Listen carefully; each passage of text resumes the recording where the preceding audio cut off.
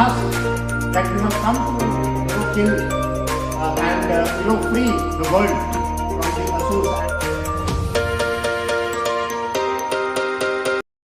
Haifa day celebration ಮಾಡ್ತಾರೆ ಅಥವಾ ಮಧ್ಯಾಹ್ನ ಅಲ್ಲಿ ಕೂಡ ಮಾಡಿದ್ದಾರೆ, ಇಲ್ಲಿ ಮಾಡಿದ್ರೆ ಇವತ್ತು ಏನೇನಿದೆ? ನಮಸ್ಕಾರ. ಫಸ್ಟ್ ಆಫ್ ಆಲ್ ತುಂಬ ಸಂತೋಷ ನೀವೆಲ್ಲ ಬಂದು ಈ ತುಂಬ ಹಿಸ್ಟಾರಿಕ್ ಪ್ರೋಗ್ರಾಮ್ಗೆ ಕವರೇಜ್ ಮಾಡಿರೋದು.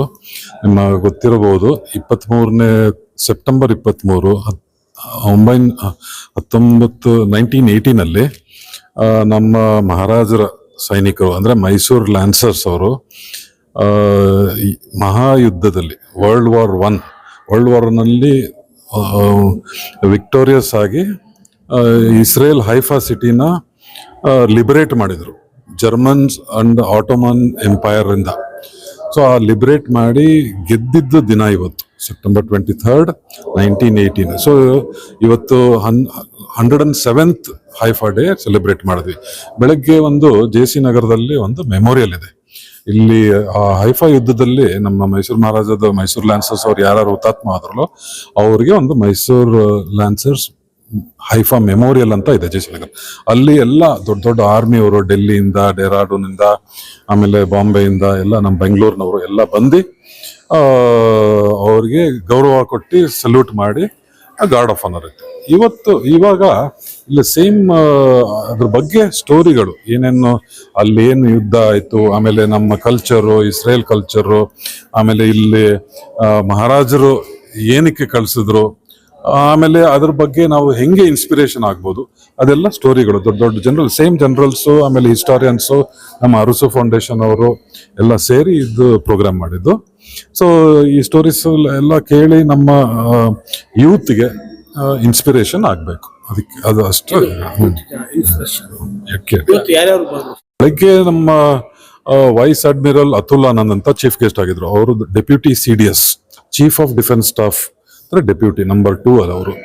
ಆಮೇಲೆ ಇಲ್ಲಿ ಬೆಂಗಳೂರಲ್ಲಿ general officer commanding for Karnataka and Kerala major general VT Mathew ಅಂತ.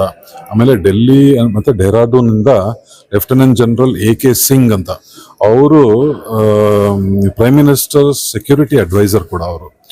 ಆಮೇಲೆ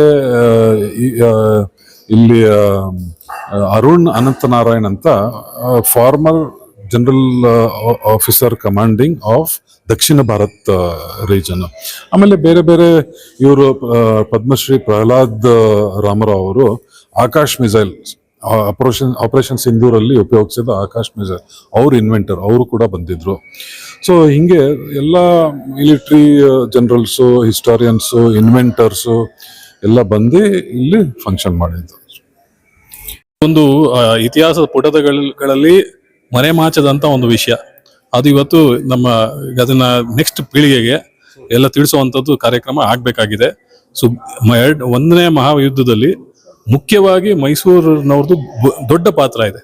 ಆ ದೊಡ್ಡ ಪಾತ್ರ ಈ ಒಂದು ಬ್ಯಾಟಲ್ ಅಲ್ಲಿ ಆಗಿದ್ದು ಉಂಟು. ಅದರಲ್ಲಿ ಹುತಾತ್ಮರು ಇದ್ದಾರೆ, ಅದಷ್ಟು ಲಿಸ್ಟು ಅಲ್ಲೂ ಇದೆ, ರೋಲ್ ಆಫ್ ಆನರ್ ಅಂತ ಹೇಳಿ.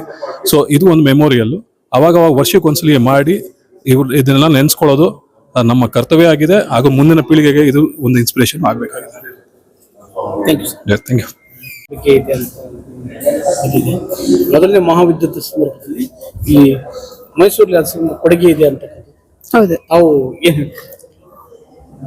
ನಿಜವಾಗ್ಲೂ ನೋಡಕ್ ಹೋದ್ರೆ World War I ಅಲ್ಲಿ ಮೈಸೂರು ಲ್ಯಾನ್ಸರ್ಸ್ ನ ಒಂದು ಕೊಡುಗೆ ಬಹಳ ಮಹತ್ವದ ಒಂದು ಕೊಡುಗೆ. ಹೆಚ್ಚಿನ ಜನರಿಗೆ ಅದ್ರ ಬಗ್ಗೆ ಈಗ ನೆನಪೇ ಇಲ್ಲ. ಆಕ್ಚುಲಿ ಹೈಫಾ ಅನ್ನೋದನ್ನ ಬಿಡುಗಡೆ ಮಾಡಿದ್ದು ಈ ಹೈಫಾ ಗ್ರೂಪ್, ಮೈಸೂರು ಲ್ಯಾನ್ಸರ್ಸ್ ಅವರೇ. ಅವರು ಏನು ಇಲ್ಲದೆ, ಅವರು ಆಗ ಟೆಕ್ನಾಲಜಿಲಿ ಅಷ್ಟು ಉನ್ನತ ಮಟ್ಟದಲ್ಲಿ ಇದ್ರು ಆ ದೇಶಗಳೆಲ್ಲ, ಒಟೋಮನ್ ಎಂಪೈರ್. ಆದ್ರೆ ನಮ್ಗಳು ಏನಿಲ್ಲ, ಸ್ಪೋರ್ಟ್ಸ್ ಮತ್ತೆ ಸ್ಪಿಯರ್ಸ್ ಮಾತ್ರ ತಗೊಂಡು ಹೋಗಿ ಯುದ್ಧ ಗೆದ್ದು ಬಂದಿರೋದು. ಹೈಫಾ ಸಿಟಿನ ಲಿಬರೇಟ್ ಮಾಡಿರೋದು ನಾವು ಮೈಸೂರು ಲ್ಯಾನ್ಸರ್ಸ್. ನಮ್ಗೆ ರೋಟರಿ ಯಾಕೆ ಇದ್ರ ಜೊತೆಗೆ ಕೈ ಜೋಡಿಸ್ತಾ ಇದೆ ಅಂತಂದ್ರೆ, ನಮ್ಗೆ ನಮ್ಮ ನಾಡಿನ ಸಂಸ್ಕೃತಿ ಅದನ್ನು ಉಳಿಸ್ಕೋಬೇಕು, ನಮ್ಮ ನಾಡಿನ ಪರಂಪರೆ ಜನರಿಗೆ ಗೊತ್ತಿರಬೇಕು. ಅದನ್ನ ರೋಟರಿಯಿಂದ ನಾವು ಉಳಿಸ್ಕೋತೀವಿ. ಹಾಗಾಗಿ ರೋಟರಿ ನಮ್ಮ ಮುಂದಿನ ಜನಾಂಗಕ್ಕೆ, ಪೀಳಿಗೆಗೆ ನಮ್ಮ ಸಂಸ್ಕೃತಿ ಏನು, ನಮ್ಮ ಹಿಸ್ಟ್ರಿ ಏನು ಅದನ್ನ ತಿಳಿಸ್ಬೇಕು ಜನರಿಗೆ.